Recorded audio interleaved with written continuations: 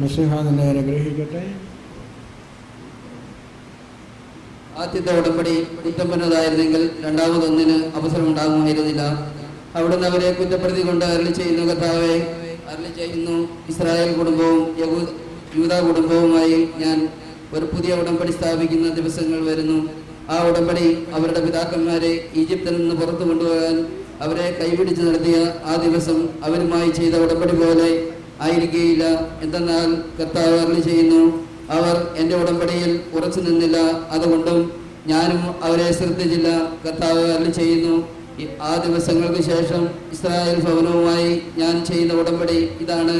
എൻ്റെ നിയമങ്ങൾ അവരുടെ മനസ്സിൽ ഞാൻ സ്ഥാപിക്കും, അവരുടെ ഹൃദയത്തിൽ ഞാൻ അവ ആലോകനം ചെയ്യും. ഞാൻ അവർക്ക് ദൈവമായിരിക്കും, അവർ എനിക്ക് ജനവും. ആരും തൻ്റെ സഹോദരനെയോ സഹോദരനെയോ കർത്താവിനെ അറിയുക എന്ന് പറഞ്ഞ് പഠിപ്പിക്കേണ്ടതില്ല. എന്തെന്നാൽ അവരിലെ ഏറ്റവും ചെറിയവൻ മുതൽ ഏറ്റവും വലിയവൻ വരെ എല്ലാവരും എന്നെ അറിയും.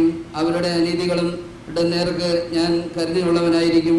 അവരുടെ പാപങ്ങൾ ഞാൻ ഒരിക്കലും ഓർക്കുകയില്ല. പുതിയ ഒരു ഉടമ്പടിയെപ്പറ്റി പറയുന്നത് കൊണ്ട് ആദ്യത്തേതിനെ അവൻ കാലകരണപ്പെടുത്തിയിരിക്കുന്നു. കാലകരണപ്പെട്ടതും പഴക്കം ചെന്നതുമാകട്ടെ അപ്രത്യക്ഷമായിരിക്കുന്നു. മിശിഹായ്ക്ക് സ്തുതി.